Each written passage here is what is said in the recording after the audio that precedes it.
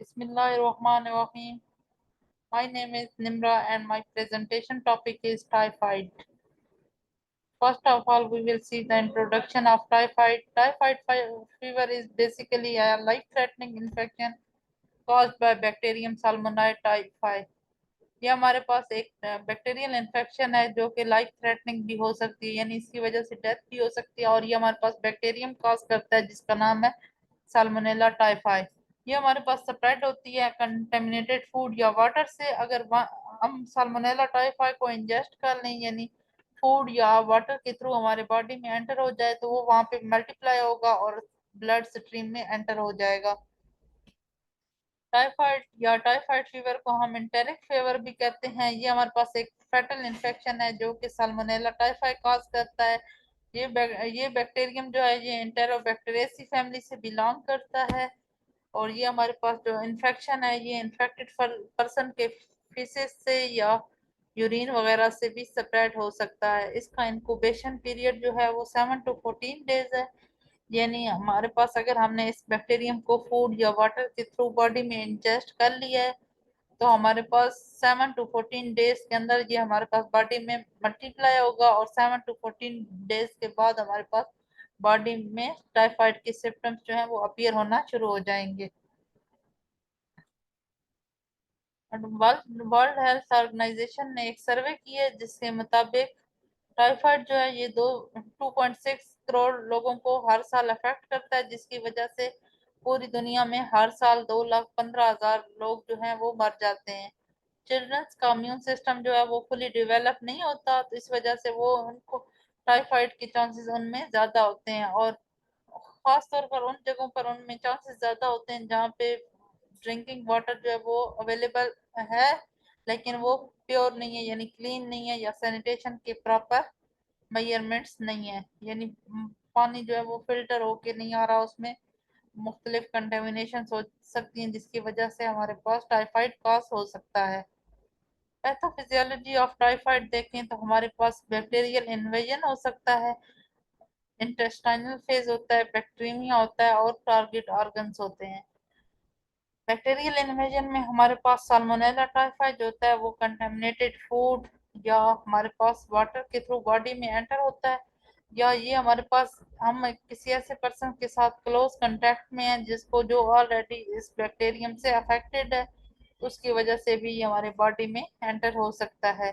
Intestinal phase में ये होगा कि बैक्टीरिया जो होगा वो स्मॉल इंटेस्टाइन में मल्टीप्लाई होगा और इन्फ्लेमेशन और डैमेज कॉज करेगा इंटेस्टाइनल लाइनिंग की। बैक्टीरिया ये है कि हमारे पास ब्लड स्ट्रीम में जब ये एंटर हो जाएगा तो ये हमारे पास पूरे बॉडी में स्प्रेड हो जाएगा और इन्फेक्शन पूरे बॉडी में फैल जाएगी। टारगेट ऑर्गन्स हमारे पास हैं लिवर, स्प्लीन और लिम्फ नोड्स हैं। ये हमारे पास कॉमनली अफेक्ट होते हैं जिसकी वजह से इन तीनों ऑर्गन्स लिवर, स्प्लीन और लिम्फ नोड्स की एनलार्जमेंट हो सकती है या ये डिसफंक्शन कॉज कर सकते हैं।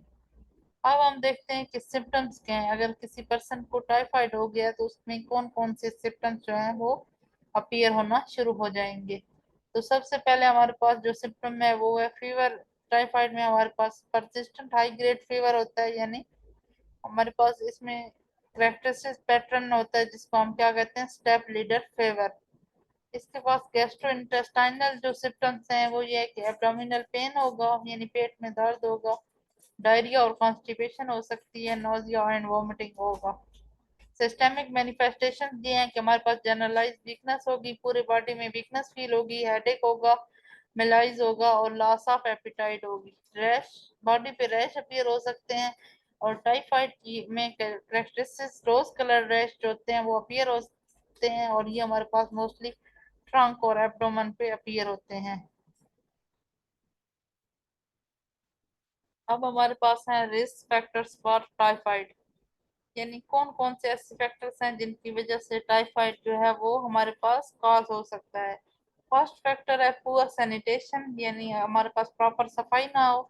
दूसरा है ट्रैवल टू एंडेमिक एरियाज, यानी वबा वाले इलाकों में जाना, या फूड हैंडलिंग प्रैक्टिसेस, यानी पुअर सैनिटेशन ये है कि हमारे पास क्लीन वाटर जो है उसको एक्सेस नहीं हो, या हमारे पास जो डिस्पोजल ऑफ सीवेज है वो इनएडुकेट ना हो। तो कंटेमिनेशन के चांसेस जो है वो हमारे पास बहुत ज़्यादा इंक्रीज हो जाते हैं। या हम ऐसे in travel to endemic areas, हम ऐसे एरियाज में ट्रैवल कर रहे हैं जहाँ स्टैंडर्ड ऑफ लाइफ जो है वो या क्वालिटी ऑफ लाइफ जो है वो बहुत ज़्यादा कंप्रोमाइज है। तो हमारे पास जैसे कि कुछ एरिया अफ्रीका के एरियाज हैं, एशिया के या साउथ अमेरिका के फूड हैंडलिंग प्रैक्टिसेस, हमारे पास जो पर्सन फूड को प्रिपेयर कर रहा है और हम वो फूड जो है वो इन्फेक्टेड है और हम वो फूड जो है वो कंज्यूम कर रहे हैं, या ऐसी फूड जो कि कंटामिनेटेड है एस टाइफाइड से, तो हमारे पास उनकी वजह से हमारे पास बॉडी में इन्फेक्शन हो सकता है।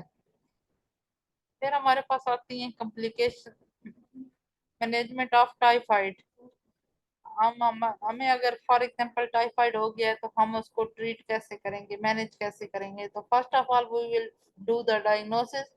डायग्नोसिस में हम मुख्तलिफ टेस्ट कर सकते हैं, लेबोरेटरी टेस्ट जैसे कि ब्लड या स्टूल को कल्चर कर सकते हैं या सीरोलॉजिकल टेस्ट कर सकते हैं। सेकेंड मैनेजमेंट में ये है कि हम एंटीबायोटिक थेरेपी करेंगे, हम ऐसे स्पेक्ट्रम के एंटीबायोटिक्स देंगे जो कि इस बैक्टीरिया को किल कर सकें और उनको हम अप्रोप्रिएट पीरियड के लिए देंगे, जैसे कि फ्लोरोक्विनोलोन्स हैं और सेफ्लोस्पोरिन्स हैं। ड्यूरेशन ऑफ एंटीबायोटिक थेरेपी जो है वो हमारे पास इन्फेक्शन की सिवियरिटी के मुताबिक वेरी करेगा। ये हम फ्लोरोक्विनोलोन्स और सेफ्लोस्पोरिन्स देंगे ताकि हम इन्फेक्शन को इरेडिकेट कर सकें। सपोर्टिव केयर में हम पेशेंट को इलेक्ट्रोलाइट्स थेरेपी देंगे, यानी मुख्तलिफ फ्लूइड्स और इलेक्ट्रोलाइट देंगे जैसे पोटाशियम क्लोराइड है, रिंगल लैक्टेट वगैरह, ये सारी चीज़ें देंगे। फीवर की मैनेजमेंट करेंगे और बेड रेस्ट देंगे ताकि हम इन सिम्टम्स को ख़त्म कर सकें और इसकी फर्दर कॉम्प्लिकेशंस को रिड्यूस कर सकें। इसके बाद हमारे पास आता है कि कॉम्प्लिकेशंस ऑफ टाइफाइड। टाइफाइड हमारे पास क्या क्या काज करता है। फर्स्ट कॉम्प्लिकेशन ये है कि हमारे पास इंटेस्टाइनल परफोरेशन काज करता है।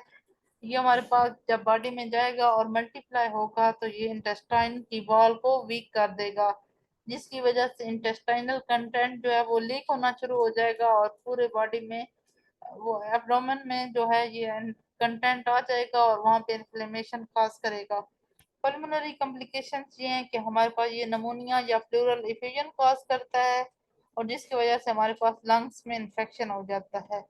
न्यूरोलॉजिकल कॉम्प्लिकेशन ये हैं कि ये इंसेफ्लोपैथी या मेनिंजाइटिस कॉज करता है और जिसकी वजह से, क्योंकि ये हमारे पास सेंट्रल नर्वस सिस्टम को अफेक्ट करता है, जिसकी वजह से ये इंसेफ्लोपैथी और मेनिंजाइटिस कॉज करता है।